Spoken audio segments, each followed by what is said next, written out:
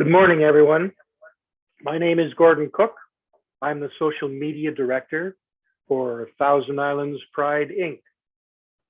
Thousand Islands Pride Inc. is an organization set up to celebrate 2S LGBTQIA diversity in the Thousand Islands region, as well as to celebrate. We also see our mission as to educate. And so this week we are hosting a series of lunch and learns at noon every day. It'll run for approximately an hour or less, depending on how many questions we get. It's also being streamed live on YouTube. And I am very, very pleased to welcome my friend, Maxwell Starshine, who is here to talk to you about his personal experience and connect that to some of the bigger issues of the non-binary community. I am he, him, Maxwell is they, them. So without any further ado, I'll give you my friend, Max. Hello, everyone. So my name is Maxwell Starshine. Yes, actually. My pronouns are they, them, and I am non-binary. So what I'm gonna do is I'm gonna go over a couple just vocabulary words, terms first, and then I will kind of talk a little bit about my life story and try to educate on what it's like being a non-binary person, using my story to, kind of send you that message. So to begin with, I'm gonna go into the terms like binary and non-binary. So binary is a type of code that is used. It's ones and zeros, and binary basically just means two. So the idea of a binary gender is the idea that there is male and female. Kind of talk a little bit about my life story and try to educate on what it's like being. Gord, we're getting a little bit of feedback. Yeah, sorry, that was coming through my phone. I've just shut that down. Okay, all good. So the idea of binary gender is the idea that there's just male and female. Non-binary gender, kind of by extension, is that there's more than just male and female. So that's when you get into identities such as gender fluid, gender queer, agender, bigender. There's a whole lot of terminology that gets used, and it's really up to the person themselves whether, like, what terms they're comfortable with. A term some people might be starting to hear more often is the term NB, which it's spelled ENBY, and it is basically just an abbreviation of non-binary itself. Kind of in the same family of, but not always, is the term transgender. And transgender just means someone whose gender identity doesn't match what sex they were assigned at birth. So because the entire community isn't exactly a hive mind, not all non-binary people necessarily identify as transgender. I personally do.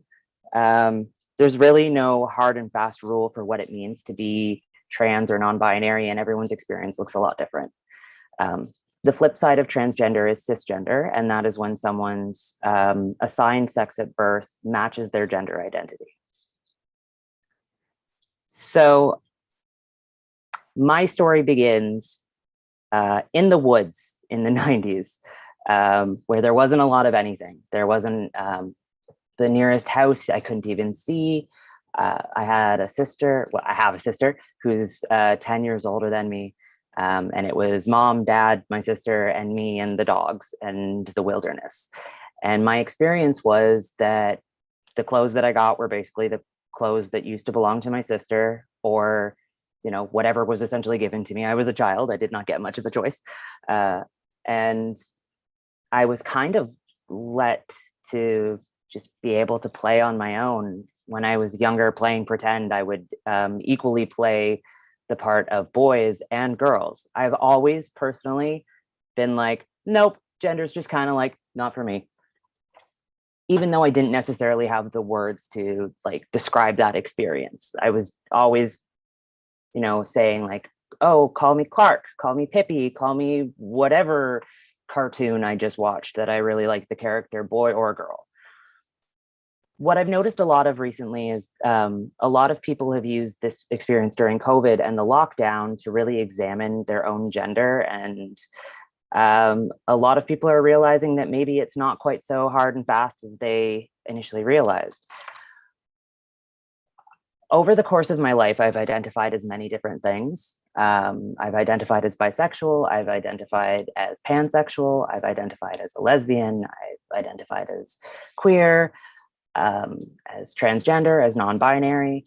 And that's not because necessarily anything in me changed. It was just that as I began to learn more words that matched my experience more, I would start to self-identify with those words. And it was basically, think of it like a bullseye, where some words are the outer ring. And then I just kind of kept narrowing down and narrowing it down until I found the words that that really accurately reflected what I was feeling.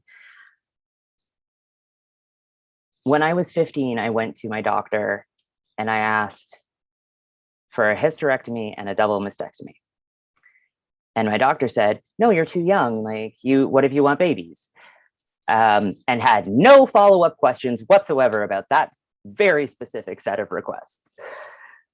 And that was kind of a theme in the earlier parts of my life where there was a lot of, and I mean, like, that's just kind of like the 90s and the early 2000s, right? Where it wasn't as familiar to people. Like, we didn't have trans people on TV. We didn't have trans people in the news.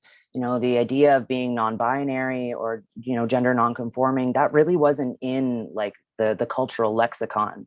And I have always tried to express myself and tried to express that, like, that's what I was feeling. When I was 17, I told a trusted family friend, I don't want to be a boy or a girl. And his response was to kind of laugh and go, oh, what do we call you, it? And I was like, nope. I just noped right out of like that particular conversation. And I didn't try to come out again until my early 20s because I was really not having it.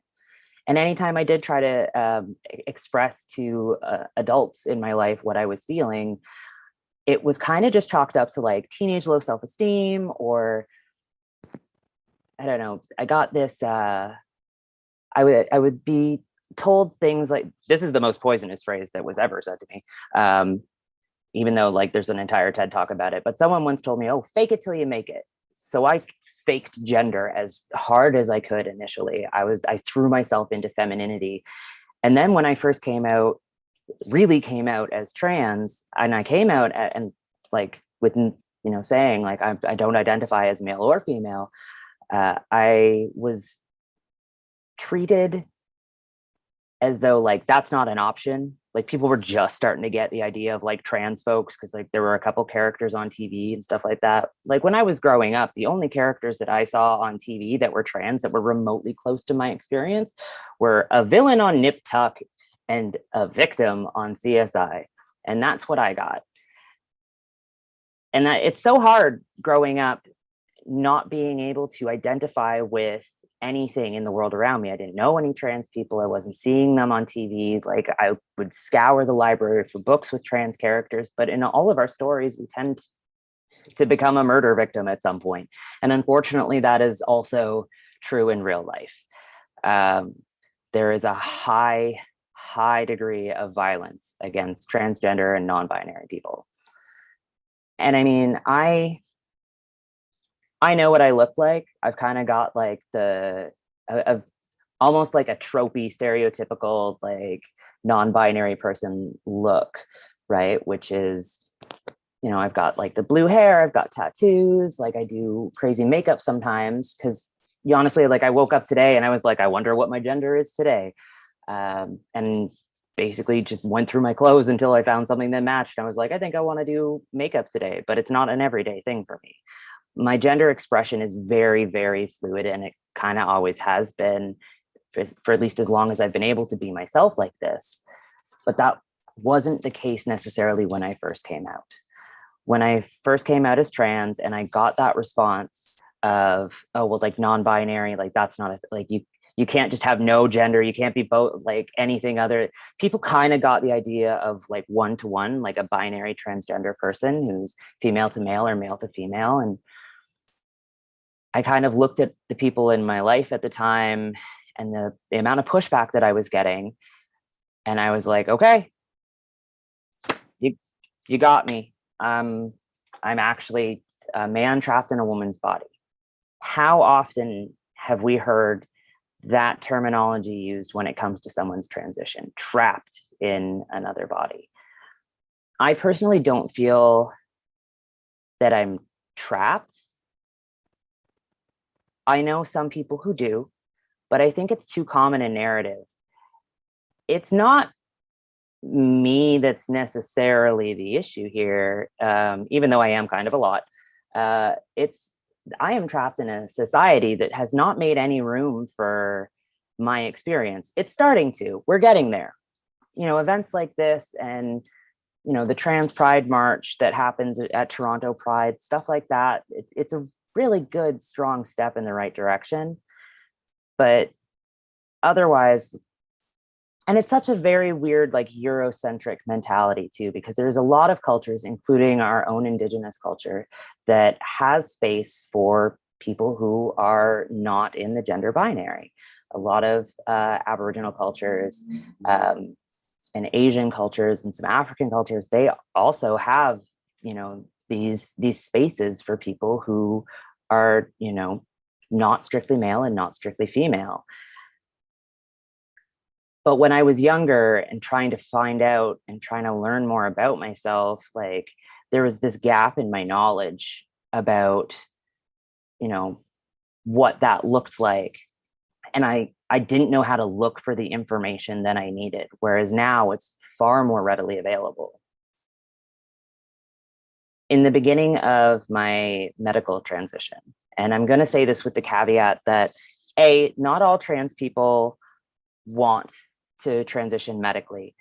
Not all non-binary people want to transition medically, and certainly not all people in either category are able to access medical transition. There's still a fair amount of gatekeeping that goes on. Again, this is something that's being worked on. There's more access now than there really has ever been, but especially when I was first coming out.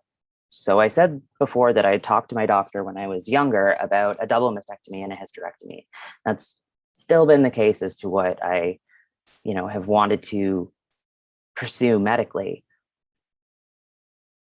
So I lucked out in that I walked into a medical center in Lansdowne when I was 23, and I, you know, talked to this nurse practitioner, and I told her about like the years of depression and anxiety, and all of it went untreated, and how I had, you know, I was really struggling with a lot of aspects of my life. And, you know, I had talked at length with her about all of this, and I was like, I really need to get back on track. Like, I really need to, like, I want to do like medication. I want to go back to college. And then I basically went, oh, and also I'm transgender. And I tucked and rolled for the door. And she said, stop. And then said the words that are bar none the most important words that I have ever heard in my life. She said, I believe you. And then she followed it up with, I've never had a trans patient before. I've never like encountered anything like this. I got to do some homework. And just the fact that she was willing to put in the homework, that I didn't have to sit there and try to convince her, because in a lot of cases, if someone comes to their doctor saying that they're trans or non-binary and they want to pursue medical transition, they're going to be sent to like a psychiatrist to get an assessment done. So I was diagnosed. So this is where I'm going to start to get a little bit better. Under the DSM-4. The DSM is the Diagnostic and Statistic Manual that is used for identifying any kind of like mental health issue or what have you. So at the time, it was called gender identity disorder. So I've come to my doctor. I've expressed that I'm, you know, transgender. I want to pursue a couple medical transition surgeries, and I want to, you know, try hormone replacement therapy. I get diagnosed with a disorder. The treatment for the disorder is surgery and hormones. But in order to access surgery and hormones, at the time, I had to get a referral to the gender identity clinic at the CAMH in Toronto. I got a 1-page questionnaire. Everybody gets the same questionnaire to basically prove to them that I'm trans enough to get an intake, where I had to go through 3 psych evals to be approved for the treatment to the disorder that they already gave me. So it's a lot of hoops. You'll hear a lot now, especially with younger folks coming out and, you know, experimenting with their gender identity and their gender expression. And the reactionary thing is always like, oh, well, like they're too young to be making that decision. Keep in mind that like I've known since like day dot, but not everyone does. But even then, when it comes to like kids, teenagers, like no one's handing out surgeries. It's not like we're not putting hormones in Pez dispensers here. It's nothing like that. And people get so, well, like children shouldn't alter their bodies. What's going to happen most likely is that they're going to be put on hormone blockers, which is just a pause button for, you know, their secondary sex characteristics to develop. And that is going to give them time to, you know, figure it out. The process for me to get a double mastectomy as an adult with, I mean, also like I had a large chest, so I was also just potentially able to get that done because of like back problems and what have you. The hoops that I had to jump through to go through that, it's not easy. And when people say things like, oh, you know, like you're just doing this for because it's like trendy, nobody's doing this for fun. I mean, it can be a lot of fun. I love playing with my gender expression. It brings me so much joy. I get to find increasingly weird ways to describe myself. Like my general style and aesthetic, I tend to describe as I'm your gay goth barbecue dad. Like it's a whole lot of Hawaiian shirts and a whole lot of weird makeup sometimes, and then man buns on other days. And I have a frankly ungodly amount of shoes. And in, you know, I'm not even going to say in all genders, because you know what, like they're my shoes, I bought them, and I don't have a gender. I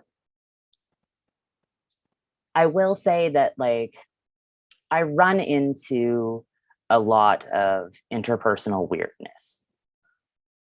So I get the joy of being able to pull out 2 instances from just this past week. I went to go see some live music. I know the musicians. One is a lad that I've known for about a year who has me on Facebook. So he's seen all of my like memes and all of my, you know, educational posts that I make. The other one is a newer acquaintance, and he's also blind. So throughout the course of the evening, when talking to them, the blind one was gendering me female and the seeing one was gendering me male. They both know better, but it's a common mistake and it happens. It's hard for some people to get their head around at first.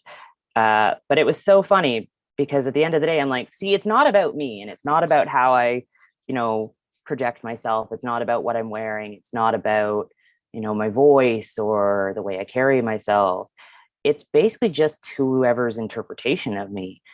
I get kind of divided into whatever is the closest until such a time as I, you know, can sit down with them and really like kind of explain it and talk it out. And I do a whole lot of that. I've been working in the service industry for the last couple of years, and I have gotten no end of people coming up to me being like, hey, so like, not to be weird, but, and I'm like, but you're about to ask me if I'm a boy or a girl. Well, how do you know that? Because it happens to me every day that I leave my house. And in general, I don't mind being that educator. But when I was beginning to transition, it did kind of make me uncomfortable that people were coming up to me and asking me. And like, I was the kid in high school that wore weird costumes to school, specifically so that people would bully me instead of bullying a kid that couldn't take it. So if I was feeling uncomfortable, how was everybody else feeling? And that's really why I got into advocacy and giving, these talks and trying to teach people and trying to really like give people a point of reference by humanizing it. And there's highs and lows that come with that. I've, given presentations to classes at St. Lawrence College, and in the middle of the presentation, got a friend request and a message from one of the students in the class saying that they just kind of figured out something about themselves listening to what I was saying. And there's like no feeling greater than that. On the offhand, I had a Facebook post a little while ago go kind of viral where I just talked about the rule of thumb when you misgender someone. All the post said was, listen, if you misgender someone, your apology shouldn't be longer than the correction. Which means that like, I don't need you to tell me why you've just misgendered me. I don't need you to trip over yourself and apologize 18,000 times. I just need you to correct yourself and move on. So if somebody is talking to me and they're like, oh yeah, no, I was talking to Max and she said it, and I'll say, they. You just say, they, they, and then you keep on with your sentence. Pretty simple, innocuous Facebook post. Got shared around 10,000 times. That's the highest reach that I've had a Facebook post hit. And it got to about 7,000 before the assholes and the trolls started filtering in. And then it was just my inbox was several hundred strangers on the internet telling me to kill myself. So that wasn't awesome. It wasn't my best week ever. I'm no stranger to that kind of hatred on the internet. So it doesn't bother me like as much as it might somebody else. But that can be the response sometimes, and that can be really scary. That kind of response can be why some people don't feel comfortable coming out and don't feel like it's safe for them. In my first year, like out as trans, like I ran into some situations that made me really, really uncomfortable. I, faced threats in public in my town. But the offhand of that is that when I talked about those experiences, I also got a lot of support from the people around me. And they maybe didn't necessarily understand what I was, going through and like what my identity meant. But just that, hey, like I got your back, that can mean so much. When it comes to the topic of coming out, and this is true across the board for any person, any gender identity, sexual identity, anything, a common thing that we hear when it comes to the idea of coming out, well, two things. The first is the idea that it's a singular event. My coming out was as close to a singular event as like you could kind of expect. Like I kind of disappeared off the radar, cut contact with everyone in my life for a couple of years. And I basically came back with a new name and a letter that was just like, here's the deal. Here's what's up with me. If you think it's hard for you, there's the door. I've just showed you that I can live without you. And some people took the door. And this is a response that I hear a lot when people say like, oh, well, like you should be able to come out like, if they love you, they'll accept you. And I'm like, but how stoked are you to find out who in your life doesn't love you? And it's not just a singular moment. It's a constant conversation with the world around us. I'm the most out that I can possibly be, but there are times when I'm a little bit less. Like the other night, I met a woman who, she was quite lovely, met her at the pub during a musician's performance, and she clocked me as trans, but it became very clear very quickly that she thought that I was just male to female trans. She was like, oh, well, I thought you were so beautiful. And then, you spoke and I realized, and oh my God, like you make such a beautiful woman. And I'm like, kind of laughing about it. This woman realistically is going to be in my life for all of 2 hours. So I don't necessarily want to like disrupt my, dinner with my friends to, give her the whole kit and caboodle about, gender identity and being non-binary and such like that. And there are times when I let people misgender me on the basis of, is this going to be more of a headache if I like stop the conversation and try to correct them? Are they going to push back against me? Because sometimes they do. Sometimes they get pretty opinionated about it, especially when it comes to pronouns. So I can't always have that conversation. And like, for me, as a person who's that out there, like I'll look like this, for me to have times when I really got to like reserve that piece of myself just for my own safety and well-being, I think it's really important that we become aware that that is an issue. Because like I've got friends who are totally oblivious to that kind of situation. And I've got friends who will step in immediately if they see me uncomfortable, or they'll check in and they'll, be like, hey, is this okay? So I would encourage everyone to, if they see somebody, in that kind of situation, to do a check-in with them. And to, if you know a trans person or a non-binary person, ask them, hey, if someone's giving you a hard time, like, is it okay if I step in your defense? If you're comfortable doing that, if you're able to do that. A lot of my friends that I hang around with a fair amount, they've seen me have to do like the song and dance and the routine, and everybody has basically gotten the grammar lesson a million times. Something that people that can get quite stuck on is, pronouns. So a couple years ago, people might recall that like the terminology used was preferred pronouns.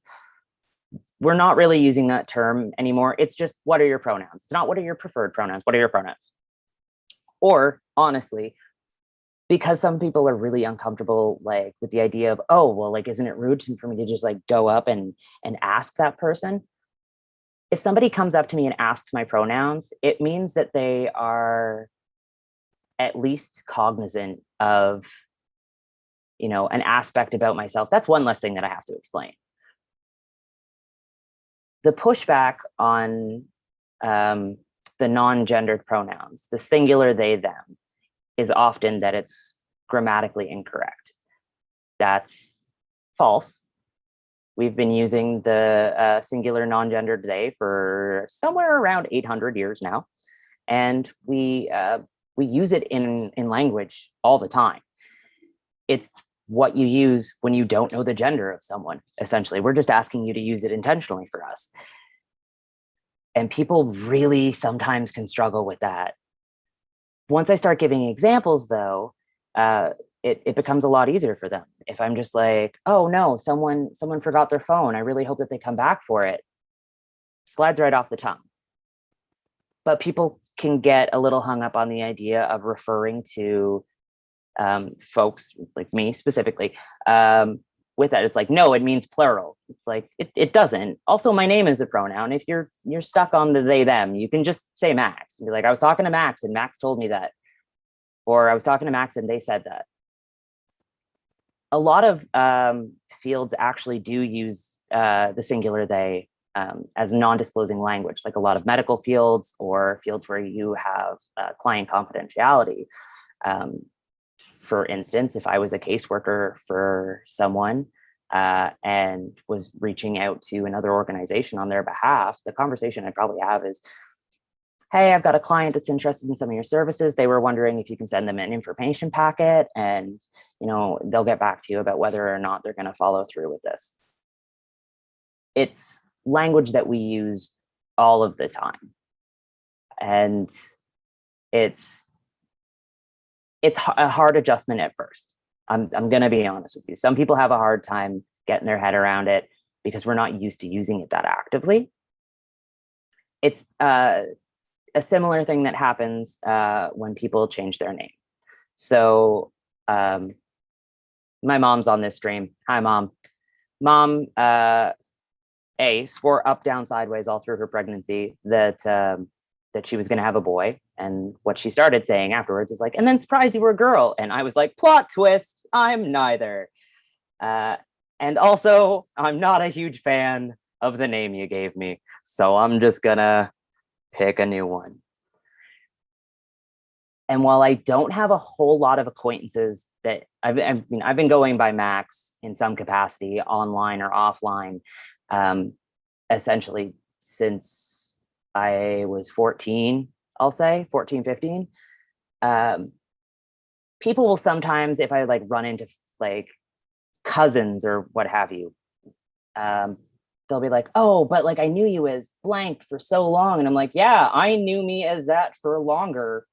And I still managed to not, I don't know. And then my mom can figure it out. There was really like, there was some struggles with the pronouns at first, but otherwise, like the name kind of came pretty easily. So if my mom can figure it out, you can figure it out. And like, these are very, very common headaches and roadblocks that we run into. Like, there were aspects of my family that asked incredibly inappropriate questions, and not in good faith, and then basically just had nothing to do with me. And I personally, like, I've got a weddings and funerals type of family, so I'm just like, all right, see ya. But I've also known people where like it has really, really been a point of contention within their family, and that's that hurts my feelings. I think people should do better on that one, because we're just doing our best out here.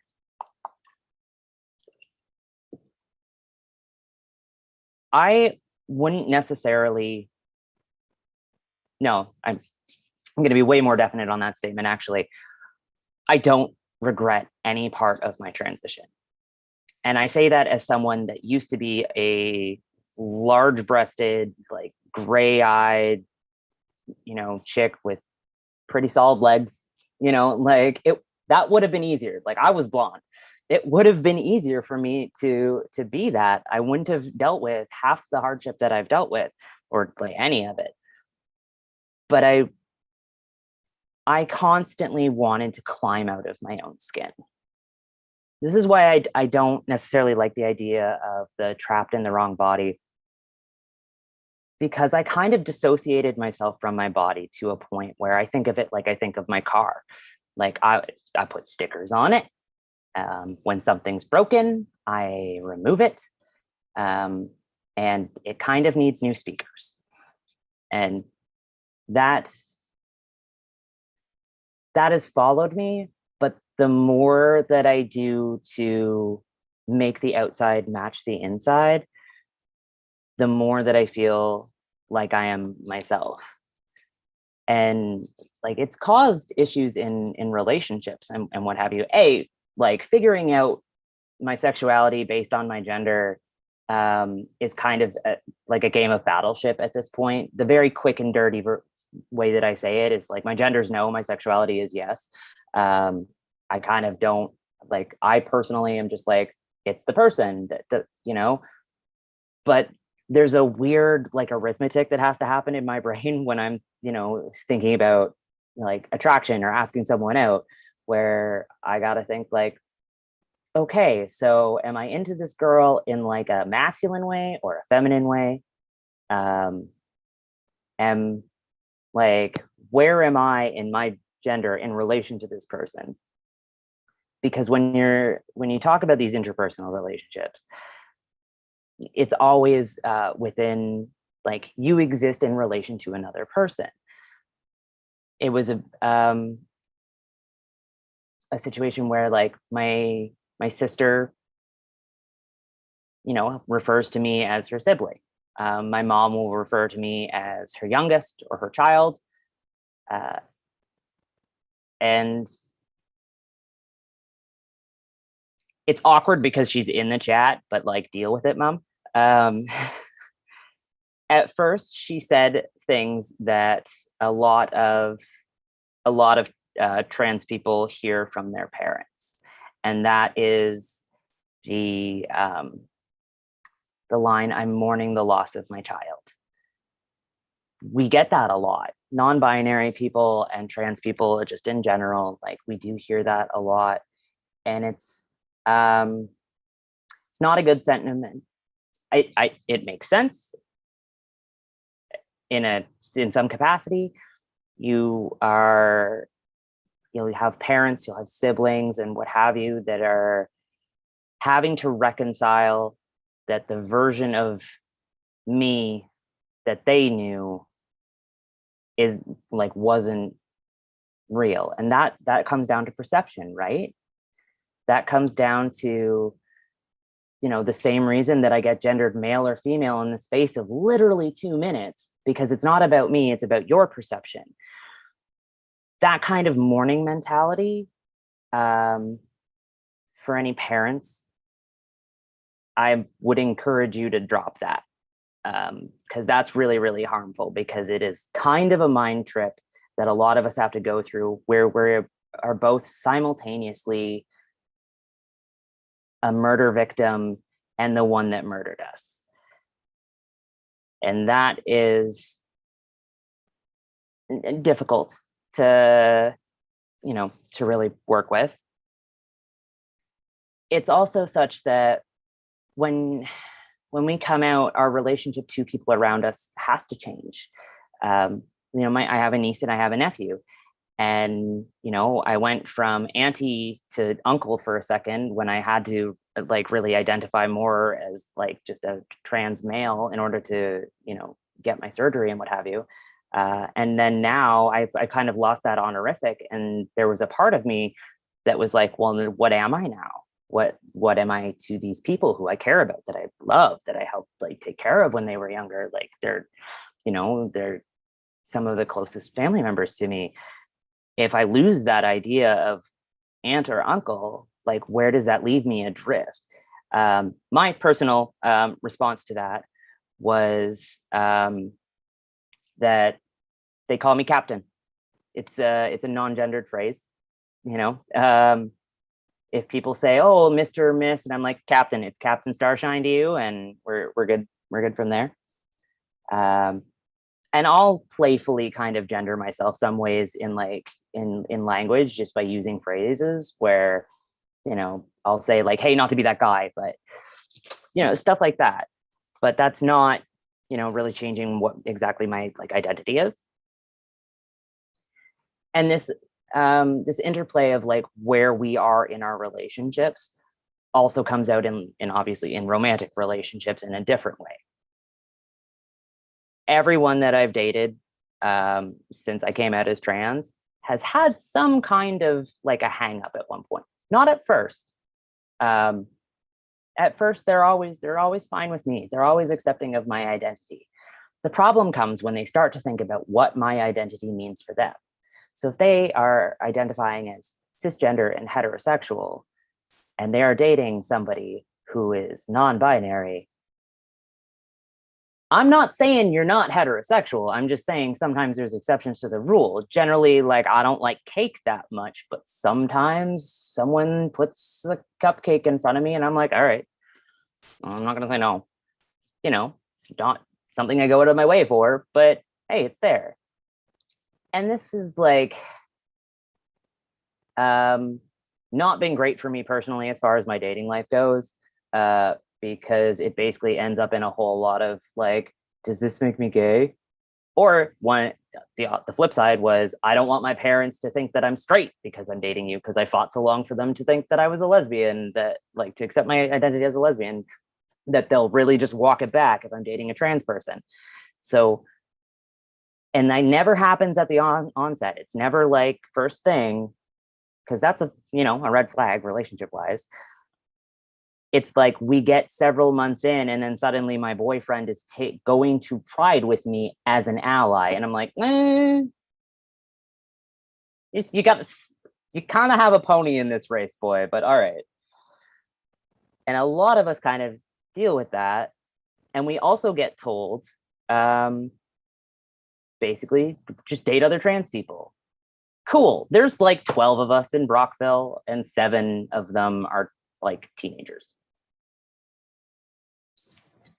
So I'm picky. I don't know. I'm also a lot. It happens. There's this constant reality of having to navigate the world around me. And like, I'll run into things like the broadside of a barn sometimes that I didn't even realize was, an issue, or that was gonna, like, I didn't know that everyone I dated was gonna suddenly like have an existential crisis because they were dating me. It's like, I'm too busy with my own existential like shenanigans. But I am at a point where I'm going to pull out a quote, actually. There's this actor, Wentworth Miller, who came out as gay a couple years ago.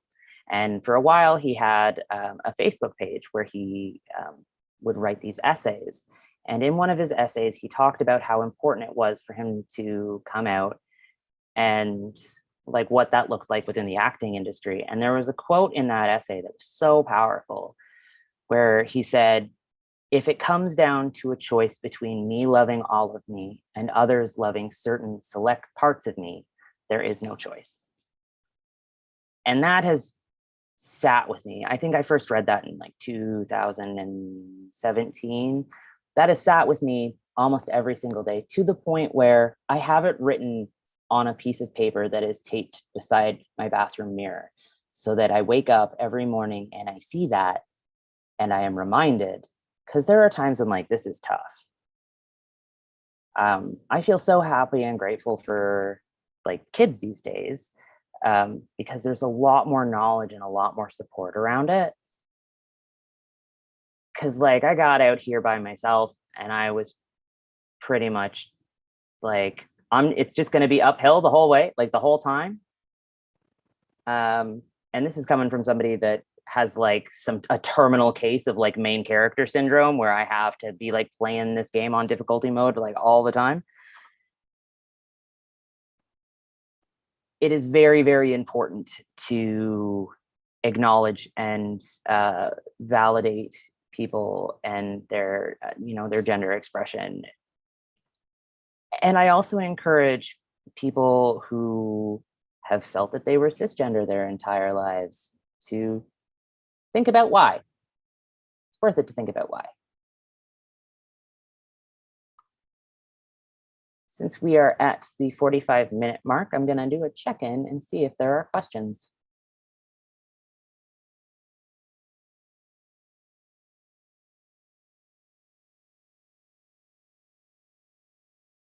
I don't know what's going on the YouTube side of things, so.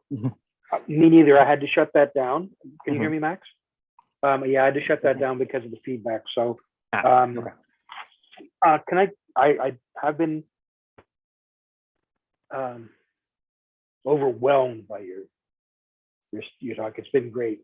Can I ask a couple questions? Of course. Shoot. Good. Okay. Early on, you said, the idea that people say, "Well, I'm trapped in this body," and you turned it around and said, "No, I'm trapped in a society that doesn't relate well to this body." And you have chosen to live in Brockville. It was kind of more circumstance than anything else. It was not my first pick. You Okay. can blame All right. You can blame the other woman in the chat for that one. Okay. Yeah, fine. But I mean, Brockville has its own very special. How do I say it without? You know what I'm saying?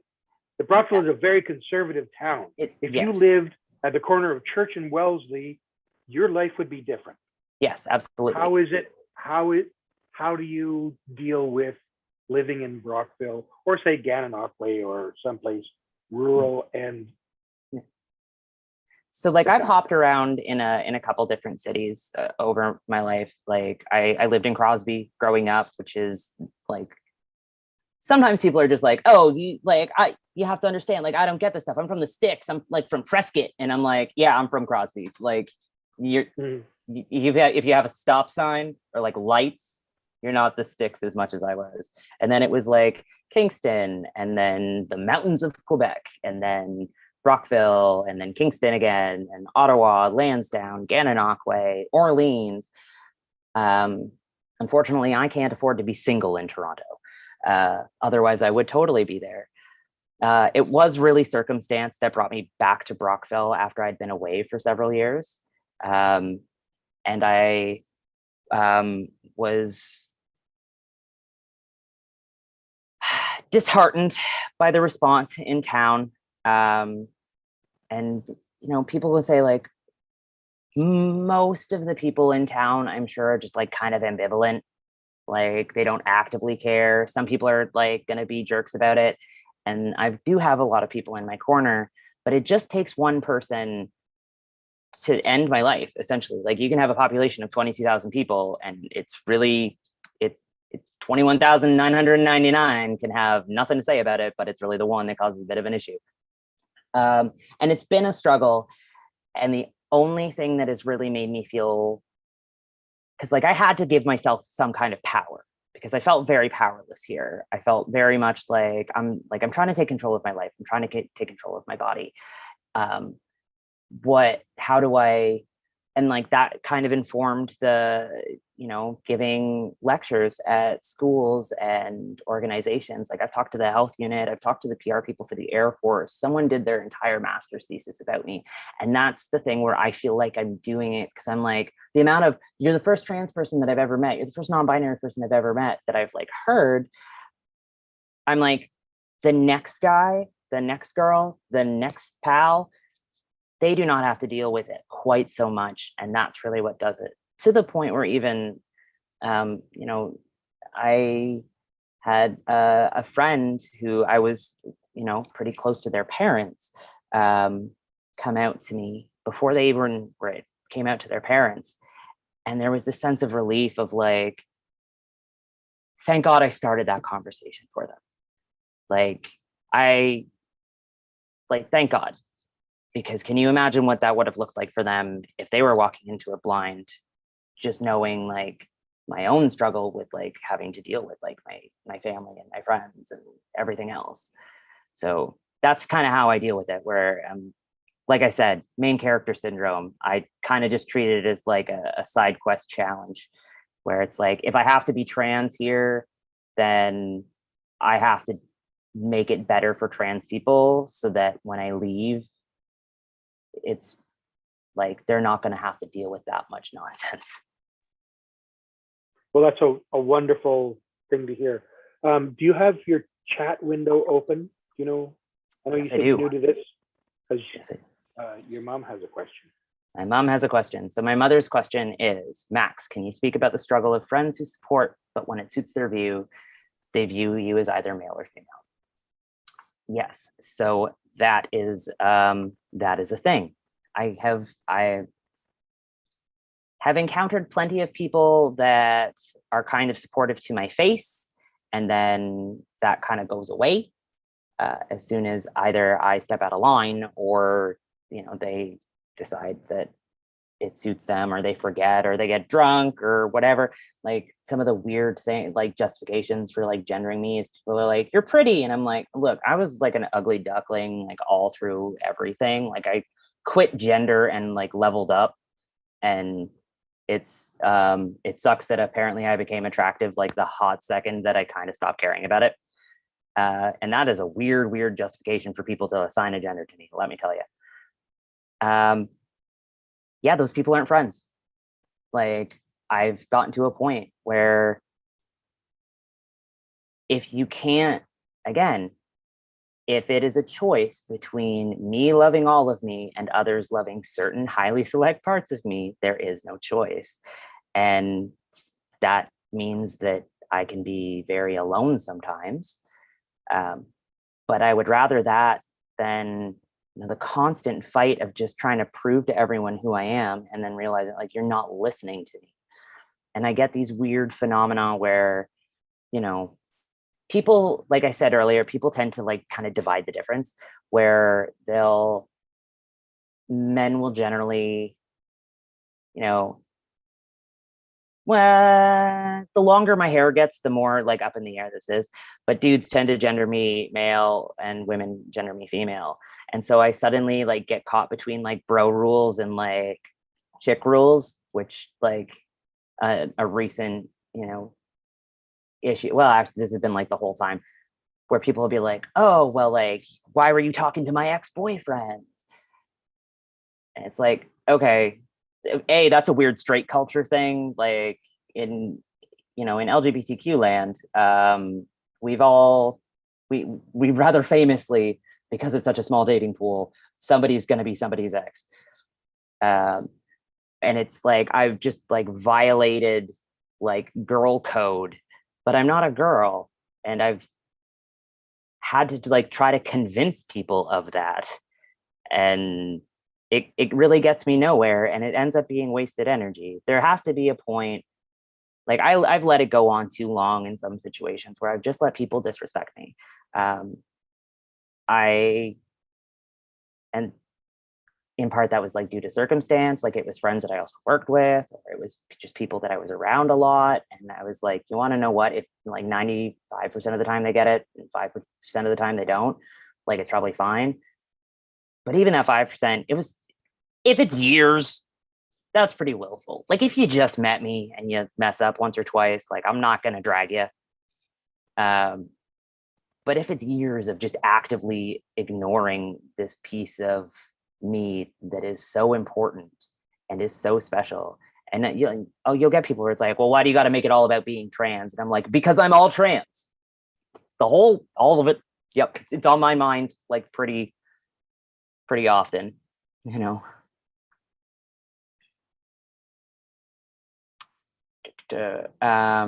Another question from my mother is about surgery. I will be honest right now, given COVID things and whatnot, I don't know what the surgery landscape looks like.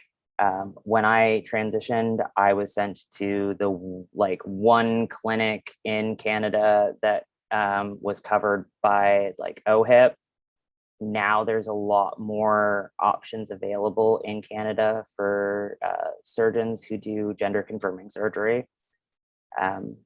I believe the process is still that if you want to get medical coverage through OHIP, you still have to go through the CAMH. Otherwise, I've known people that have gone private and have, you know, gone to, clinics that are like set up like specifically, for gender confirming surgeries.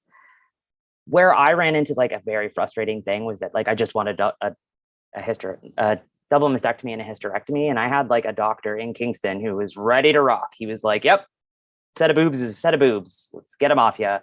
And I was not allowed to pursue that option at the time because they wanted to send me to one of the specialty clinics. I'm like, if it was one of the specialty surgeries, that would have been one thing, but it wasn't. It's literally just, and as people can see from the invite, I elected not to retain my nipples. So I had no like, nipple placement situation. I didn't have to have any kind of specialty follow-up for it. Unfortunately, or fortunately, I apparently am Wolverine. I just like healed from it all super fast. So that worked out well for me, but other people have been like laid out for weeks. Talking to your doctor is a good first step. And if your doctor doesn't listen to you or doesn't believe you, find a new doctor. But also a handy medical tip, if a doctor ever declines to address a concern of yours, something that you can ask for and you should ask for is, okay, I would like it noted in my chart that I approached you with this and you declined to pursue it. Because then you'll find some doctors become far more accommodating when they face the specter of a later malpractice suit. There are resources available, like I believe Rainbow Health Canada, that have things that are directories to surgeons and clinics, and a lot of the regulations as far as like prescribing hormones have opened up quite a bit. And yeah, shall we wrap this up, Gord? Yeah, I don't really want to, but I know you've got to go to Ottawa. I do. This was the most amazing hour I have spent in a long time. Well, maybe Saturday night listening to James, that was pretty amazing too. But anyway, if the rest of our Pride Week lives up to the high bar. I'm mixing metaphors here. Yeah. Lives up to the high, gets over the high bar that you have set. I will be so pleased. I am so happy to have been a part of this. I think this needs to be shared. I don't, we only had a couple of people on. Roger was there for a while, but I'm going to do my best to share this, the YouTube stream, whatever, because there was so much in there, so much. And I just want to thank you from the bottom of my heart. And if you need anything, call me, text me, Facebook, whatever. And I'm very pleased to call you my friend. Thank you so much. Thank you. Likewise. Thank you. And thank you so much for inviting me on and giving me the space to talk. As just kind of like an addendum note, if you or anybody else watching now or later on has questions, my name is Maxwell Starshine. I'm like the easiest person to find on the internet, and I can be contacted, and I'm generally pretty open to having a chat with anybody. Thank you. I wish there was a way to sort of, roll some credits or something. I don't have any credits, or to kind of fade to black. Yeah. I don't. The only thing I can do, I think, is click on this button that says end. Yep, pretty much. And I'm going to do that. All right. Thank you so much. We will see you soon. Of course.